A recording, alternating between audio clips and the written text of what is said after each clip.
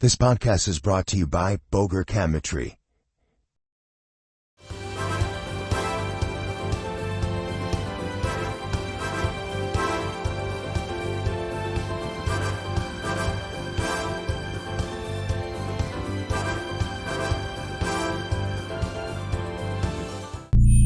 As far back as I can remember, I have wanted to be an entrepreneur.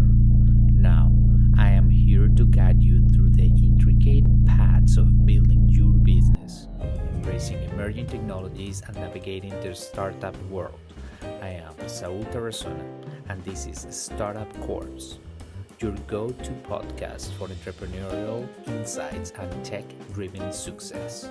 Hello, everyone. Welcome to the podcast Startup Corps. We have an amazing entrepreneur here from Miami, Amir Emacha. Please introduce yourself. Hi, Saul. How are you? Thank you first for having me today. I'm Amir, Emacha, co-founder and CEO of Microhub, a package management facility for apartment communities and condos, and also a Miami 305 guy, trying to make different a little bit the things different here in Miami.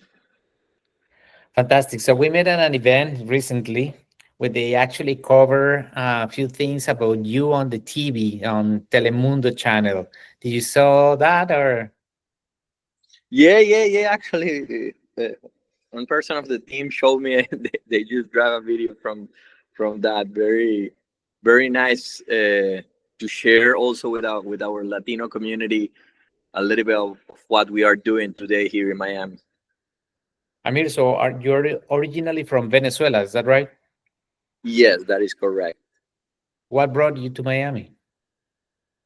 Well, everybody knows the political situation there, and Miami always have been that bridge between USA and Latin America. So I moved here when I was 17 years old, and basically now Miami, I call Miami home. Of course. So what makes you start the first company that you ever started? What was the name? What was it about? Well, I'm coming from a family that always have been close to entrepreneurial mindset, and like my father, my grandfather, I always uh, uh, on the venture of how make great business. So my first company was a very basic B2B business on wholesale phones to between USA and Latin America. Actually, I was 18 years old when I opened that business. Was the name of the business was B-Mart. B-Mart was the company, and then I convert the company into a brand because I ended creating a phone. I Wow. remember, and at I was 21 years old. I went to China to create that first, the cheapest phone for Latin America. It was a future phone. We ended selling hundreds of thousands of units to Latin America, to different the islands, to Argentina, actually Venezuela, but a lot of countries there, because was with huge numbers for elder people and very cheap phone. So it No, a was a unique great market experience or a there. unique product. Fantastic idea. This was your company. You were the CEO and founder. Yeah. Well, back in that moment, I didn't call it CEO. It was more like the owner and manager of, Mhm. of the of the of the company. But yes, it was. Yeah, I started just like selling different brands like Samsung and Apple CPA to Latin America. Then keep adding like other brands like LG, Motorola, and other like uh, different brands in back in that moment, and ended making my own brand, having the customers there. Fantastic. Amir, let's shift gears into Microhub. Tell us a little bit more about what it is, how you started, what makes you start working in this. what was the problem you realized? Well, after BMAR, I am selling the company back in 2016, and I opened like a tech startup studio in 2016 that I start developing a startup for third-party companies. So help them on the GTM, help them on the product development, help them on how to build actually a brand and a technology company more devoted to software as a service back in that moment. But in 2020, I'll get back to hardware, creating Earth Robotics, which is a fully autonomous level 5 robot that automate uh, food delivery inside uh, residential buildings like community apartments and condos.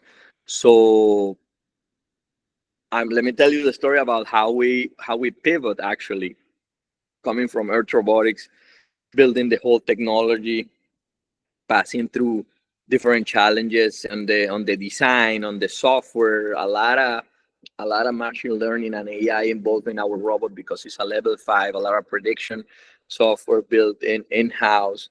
Please tell us a little bit Simulate. for the listeners, what means a level 5 robotics? Yeah, so on robots, you have 5 levels of autonomy. So that means that a level 2 autonomous robot have a person that is controlling that robot. It's not fully autonomous. They can do some task in autonomous way, but mostly it's a person controlling that robot. A level 5 autonomous robot, it's a fully autonomous robot. That means that he takes his own decision. He make all the new. He's always mapping the area. So basically, he kind of have the fully level of autonomy to take decisions over what is the task that he have to do. In this case, we developed that robot to make deliveries inside a building. So No, coming fantastic. from there to how we get to Microhub in 2023,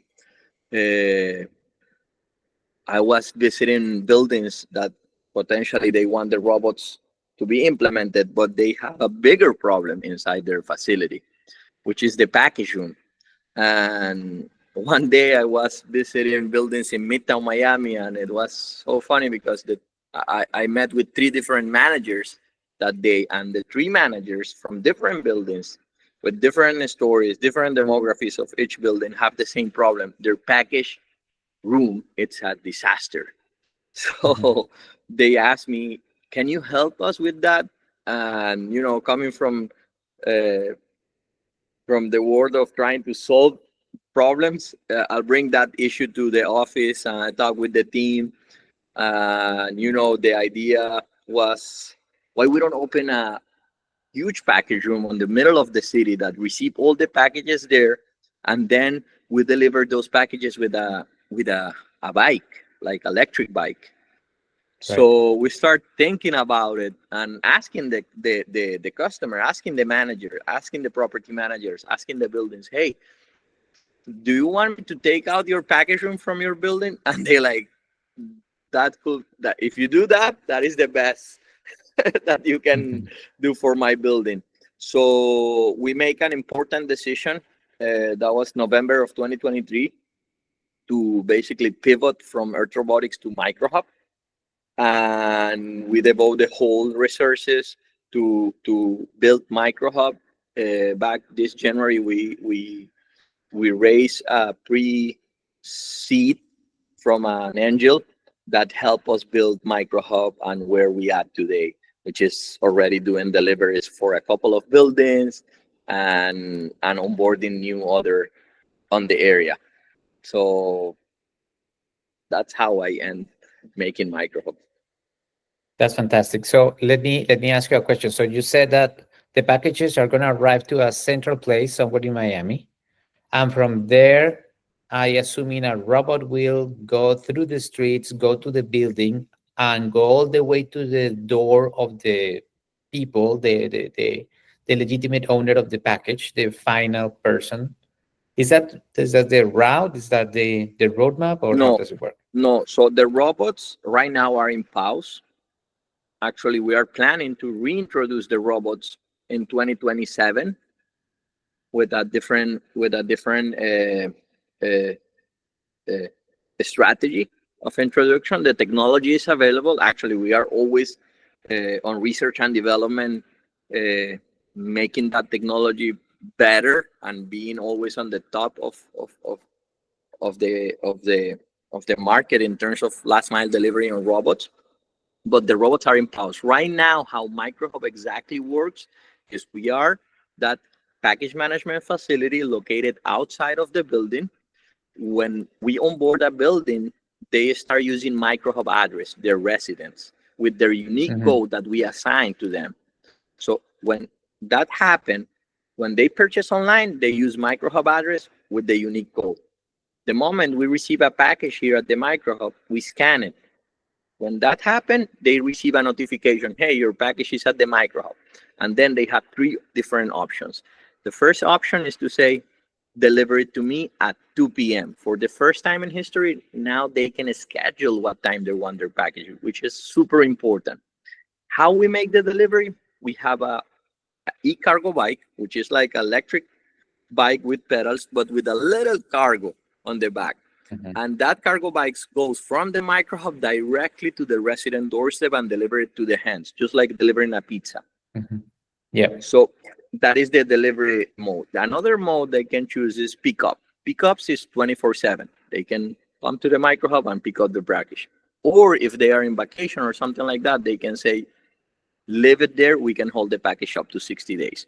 So right now, the business model and the Microhub focus is enhance the resident lifestyle with packages because it's a disaster, you know. And having the DNA of technology, having the DNA of robotics and automation, AI prediction, we going to be growing the technology to our residents. Today, for them, it's easy. It's just one app where they can schedule what they want to do with the app, with the package. So Amir, this is working right now. You already have clients and income. Yes, correct. We have a couple of customers here in Midtown Miami, and we are onboarding more. We have an onboarding plan with buildings that we start onboarding 20% of the building, then we grow to 50% until we have the 100% of the units. So right now we are in that phase, and hopefully next year we can be handling. We want to reach up to 10,000 apartment communities here, units. Fantastic. So who pays your services, the building manager or the users, the doors, let's call them? Well, it's we charge per door. It goes between 20 to $35 per unit, depending on the demography of the building. Per month or But per it year? goes per month, and it goes directly through B2B. So property management pay, the building board president pay, or if it's a community rental, the owner of the building pay. Okay. Okay. And okay, I see it. So let me go back a little bit on the how you raise the pre-seed, because remember this podcast is for entrepreneurs to learn about entrepreneurship, how to be successful. And I always look for successful entrepreneurs like you, Amir, on what lessons learned can you share with them. So if you can think of something now, or the other thing that I would like to ask you is, how was the challenge to find this angel investor for pre-seed? Yeah, the business model have to be easy. You have to focus in three simple goals. You have to tell your investor, hey, I have this plan and this is my goals, like forecast your expectations, make your expectations real. Sometimes we want, as an entrepreneur, we want to do like 100 things in 1 year, and that is impossible. And don't think that if you are telling your investors that you are going to do 100 things in 1 year, that's gonna make them more excited about your startup. Less is better.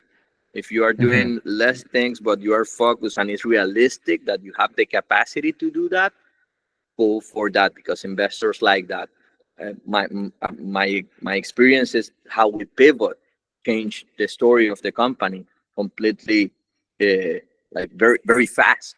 Like we changed in November, and in January we raised the money. That was like impressive for Mhm. us. And with the robotics, it was very capital intensive. Hardware involved, manufacturing processing involved, uh, high-end engineering, software developers involved, mechanical engineers involved. So very capital intensive. So the scope of investors are smaller. So with Microhub, it's different. We set like our goals.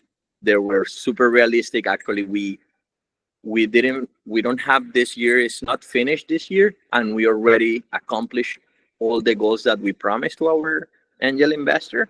And that is what I recommend. Like always focusing no more than 5 important goals per Very year. good. Very good. Like the core goal and some sub goals that will be something realistic. Got it. So on the you mentioned something important about what the difference is about a hardware company and a software company alone. So since the 90s, all what we got is okay, the website boom.com and then the app market boom as well. So investors are easier to get for software as a service, which you are, right? But when you mix up robotics, you need to buy hardware things, electric motors, pulls, levers, wheels, brakes, transmissions, devices, radio communications, internet, Wi-Fi, etc. So, I find that very challenging to find people that invest in hardware. Do you feel the same? Yeah. Actually, the market is right now. The robotics is here. It's happening. Uh, Companies have. We need as a companies. We need to be very close to robots and what is going on there. From my perspective, investors right now, they like the last 2 years, investors they went to a lot of fintech and a lot of companies promising like 100x in those areas, and they are right now a little bit more realistic about business models, and they are looking for established business revenue scale, like very, like conservative business model, but with a huge long-term and unique value proposition. And Microhub, that's why also Microhub it's a kind of attractive, because uh, I was I was hearing Jeff Bezos actually in a video a few days ago talking about the problems. If you have a problem today and you ask yourself that the same problem is going to be happening in 10 years, in 5 years, in 15 years, and you are solving that problem, and you don't see that this problem is going to change, like e-commerce is not going to change. It's here at least for the next Mhm. 20 or 40 years. You are in a right spot. Now you have to develop technologies that start automating that. But to be in a fully robotic ecosystem, we need to start creating markets. So there is right now investors that actually they are buying regular business models, regular that they are not automate, and they are automating that business model. But Right. already are businesses that are generating revenue and profits, and they have a recurring ROI. So basically the robotics era, it's coming that way, you know. At Boger Cabinetry and Design in Fishers, you truly save thousands on high-quality, ready-to-install finished kitchen cabinets. Visit our new showroom and let us help design and upgrade kitchens, bath vanities, offices, entertainment areas with a free consultation and see exactly what you'll be getting. Buy this entire kitchen cabinet package for less than $2,500, or buy this entire cabinet package for less than $3,500. When you buy our cabinets, you're getting the most affordable price, backed by top-notch customer service. Visit Boger Cabinetry and Design. We look forward to serving you. So let's talk about a little bit AI, artificial intelligence. So you mentioned you use artificial intelligence in some part. So When was that? How did you use it? And how do you see the future on AI applications for your company and in the future in general? Look, one of the most difficult part of doing the last mile delivery logistic is how to predict demographics in our areas and how to understand how they move. It's incredible, but in our area we have in this 1 mile, and oh, I didn't mention that microhubs always deliver 1 mile radio, no more than that. So we are Okay. always delivering with the scope of time that we promise. So in this 1 mile radio, we have 60,000 units, but that represent around 120, 140 buildings, and more or less, Mm-hmm. each building have different demography. They are completely different. It's incredible. They are different words. So in our case, we are always on the research and development to understand those buildings and also understand the flow inside the warehouse, like the inventory management system, how we receive the package, how we scan the package, how we measure the package, and the communication between the inners, we call inner to our warehouse workers, the inners and the end user. What is that communication? How it is? Because the resident today is always being notified about what's going on with your package. Mm-hmm. So our efforts are there. The application is there. It's a real application, and AI is helping us to understand. So the customer behavior, so that's what you're talking about. How understand what is the customer behavior, what are the do's and don'ts, what do they like, what do they like to do. Okay, that's very important to do some analytics on that. So I'm talking about analytics and data. All this data is actually driven by your team, or you buy these data packages, so you analyze them. How does it work? No, it's all in house. E-house. All in house. How big Yes, is your yes. We team? collect. Right now we are 11 people working on Mhm. on operations on Microhub. We have 6 people. Okay. Like Your when experience I mean previous to operations this are organization. like the e-riders and the inners. Right. So previously to this experience, I was looking at your profile. You were a COO and you're now a CEO. What is the difference between those two positions? What will you advise to entrepreneurs on teach them, telling them what the big difference is, what the mentality, how it changes? The COO, it's like the back end of the house. You are Mhm. organizing the team and basically organizing every single piece of the company for your CEO, and being able to be there working alongside my brother and actually my co-founder and my my best friend and everything, for me in business, my partner since I don't know 15 years ago. It's being able to help him on the operational aspect, and coming from that, and now be a CEO, which is understanding your company insights and how to develop, because we are a startup. Like we don't have that bureaucracy or committees that we have, like departments, like we divide responsibilities into our team. And as a startup, sometimes, like I'm as a CEO, if I saw a floor that is not clean, I'm going and I clean my floor because I care Mhm. about my company. And it's not just to be like a CEO and just tell what to do. But being a CEO and understanding the chief operation officer task, you can have a better scope of how you can manage the culture of your company, the way how your company is running, plus share that vision with the end user, with your customer, with your the user at the end of the day, which is the most valuable thing that a company can have. So I think that experience was perfect to be today where I'm at.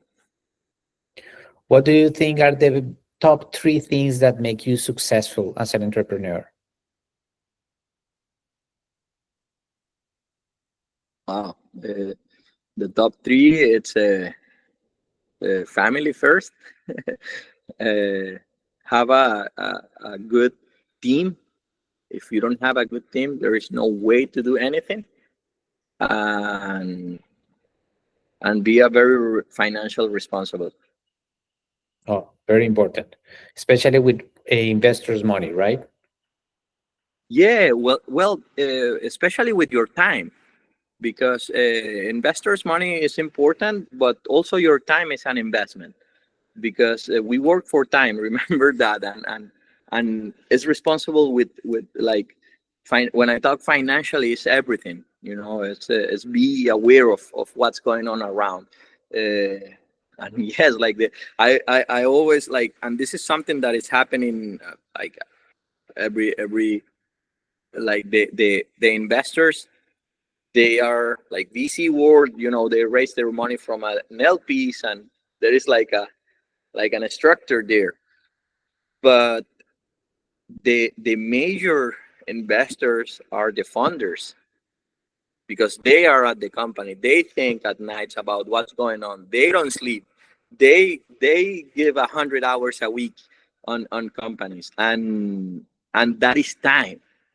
And at the end of the day, everybody's working for more time in life and to build things. So be responsible with that. It's important.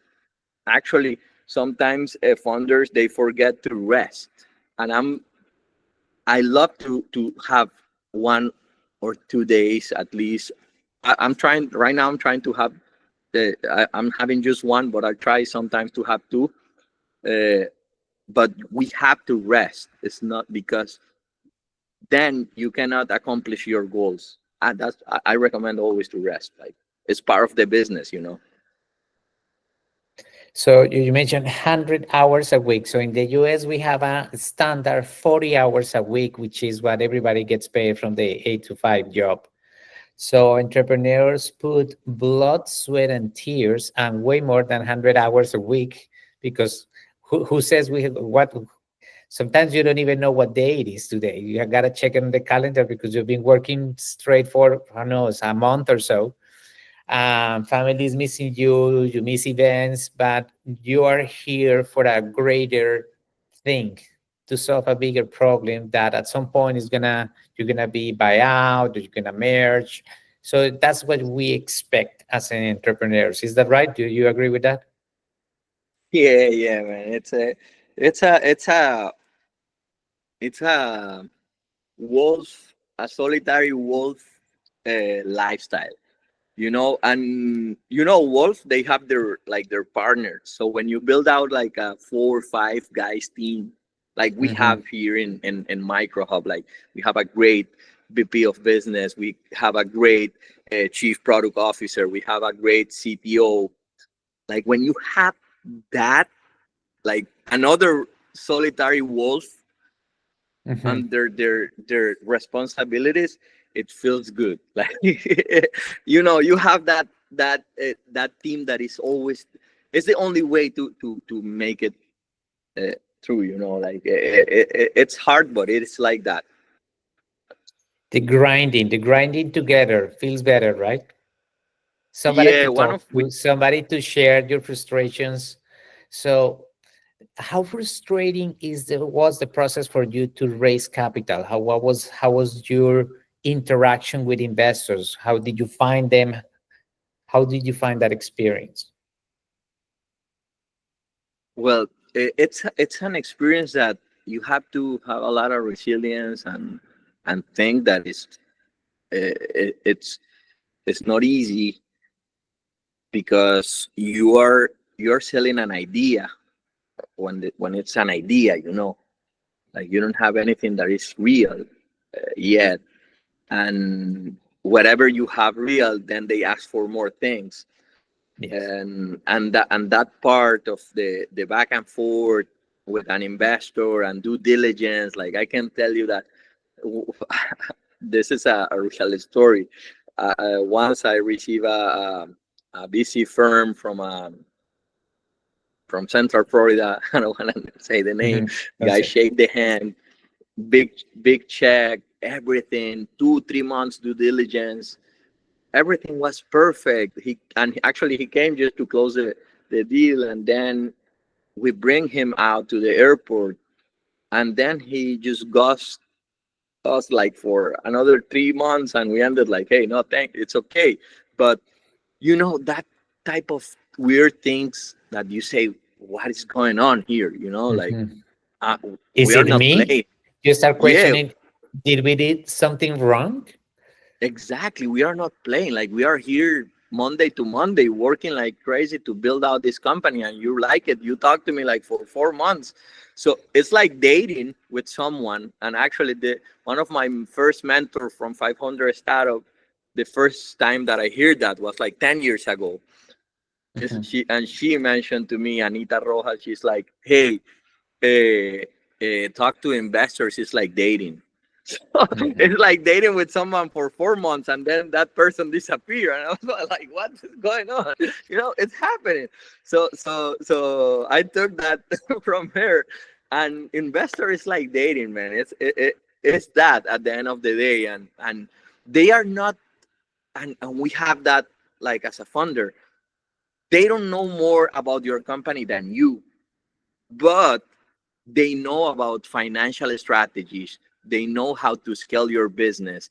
So you have to ask those things to those investors, like, hey, how are you going to help me to grow together? You can show the vision, you can show the mission of the company, but they can invest and also bring some of their knowledge with them. So it's kind of understanding the investor. And there are investors that they are really, like the other day I talked with one investor about maybe a future round that we are maybe going to do. Well, not maybe, we are going to do. And it was an incredible conversation. I really like it, because that person, she really understands the company. She really, with few minutes of advising, was like, hey, do this, do that. And when you are aligned also with your vision and what you're thinking, you're like, okay, we are on the same page. This is the right investor for me. But it's part of the business, it's part of the sport. You have to talk with investors. You are selling your product. They're going to be your partner. It's important to have that good relation. That would be a marriage. When they put the money and they come forward, having a seat or as advisors, they always have to have a relationship. It's very hard, the relationship, the human part. So we have a few minutes left. So just tell us very shortly, what is these 500 startups? 500 Startup was an accelerator program that I was part of it like 10 years ago. And it was weird when I sold the company. I started this studio of startups. And man, in Miami, we don't have anything about tech community.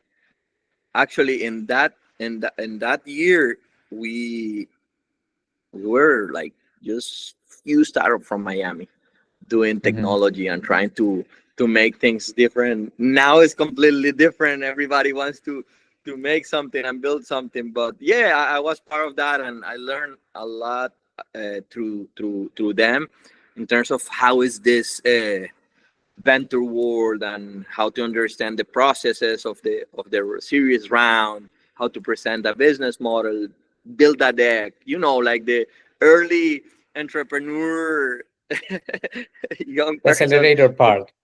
Yeah. Stuff. Yeah, like foundations, and was a great days. And now I'm a great. Actually, Anita is also. She worked with me on Microhub with some. When I have some things, like I call her, like, hey, I have that idea. What do you think? So All right. It's good to have that good people around. Definitely, team is very important. So Amir, any last comments? Anything that you would like to share? What are you looking for your company? Anything? If you have a package problem in your building, call me. You still fundraising?